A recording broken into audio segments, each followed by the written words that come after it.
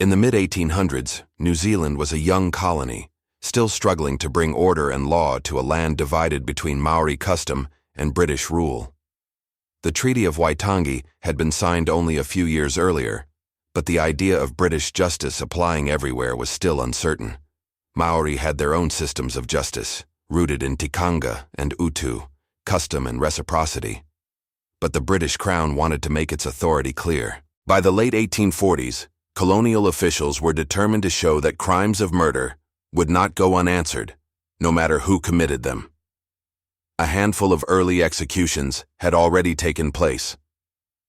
The first was Maketu in 1842, a teenage Maori who had murdered a family in the Bay of Islands. Then came Joseph Burns, a Pakeha, executed in 1848 for the brutal killing of his wife. These were grim lessons, warnings to both Maori and settlers alike. And in 1849, it was Maroro's turn.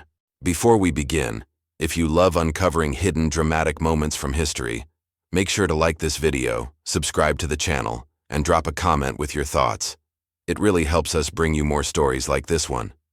Maroro, whose full name was Henare Maroro, lived in the Wellington region at a time of rising tension. Land disputes, the arrival of more settlers, and the clashing of cultures created a volatile environment. For Maori, the world was changing fast.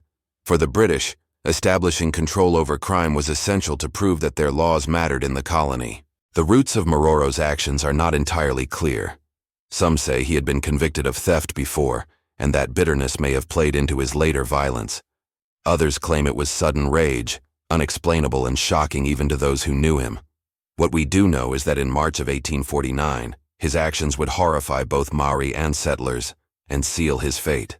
On the night of March 22, 1849, the quiet of the old Porirua Road outside Wellington was broken by violence. In a small cottage lived a man named John Branks, a foreman of road workers, and his young family. Armed with an axe, Maroro entered the Branks home. In a frenzy of brutality, he attacked John Branks and struck down 3 of Branks' children. The scene was horrific. The killings were swift, merciless, and seemingly without reason. Word of the murders spread quickly through the settlement. Such crimes were rare and terrifying in a small colonial community. Neighbors and settlers were shaken.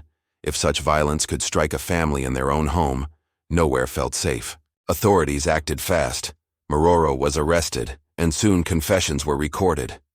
Though the details of his motives were never fully explained, there was no denying the bloody evidence or the confession he gave. Maroro's trial was one of the earliest great tests of British justice in Wellington. The courtroom drew attention from settlers and Maori alike. People wanted to see how the law would deal with a man accused of such shocking murders. The case against him was overwhelming. The witnesses, the evidence, and most of all his own confession left little room for doubt. The murders of John Branks and his children had been carried out by Maroro's hand. There was no lengthy debate. Colonial law was clear. Murder carried only one sentence, and that was death by hanging. When the guilty verdict was read, the sentence was passed swiftly. The newspapers of the time reported heavily on the case. For many settlers, the trial was reassurance that the law would protect them in this unsettled land. For Maori, it was another sign that British justice was not a distant idea, but a power that reached even into their lives. On April 19, 1849, the day of reckoning arrived. At Wellington's Mount Cook Gaol, a scaffold had been prepared on the hillside known as Cook's Mount. The execution was public. Nearly 500 people gathered to watch, men, women, settlers, Maori, children, all pressing together to see what was both punishment and spectacle. Public executions were designed this way, to strike fear, to remind everyone that the Crown's justice was final. Maroro was brought forward, watched closely by soldiers and guards. The noose waited. Accounts say he showed little resistance, though the atmosphere was heavy with tension. As the crowd looked on, he was placed on the scaffold. Moments later, the trap was sprung. Maroro dropped, and with that, his life ended. It was the first execution ever carried out in Wellington. For the settlers in the crowd, it was proof that the law was strong. For Maori, it was another grim warning. The world was changing, and colonial law was claiming dominance over life and death. Maroro's execution was more than just the punishment of one man. It was a turning point in Wellington's history. His hanging marked the colony's determination to enforce British law, not only against settlers, but against Māori as well. The memory of his crime lingered in the community.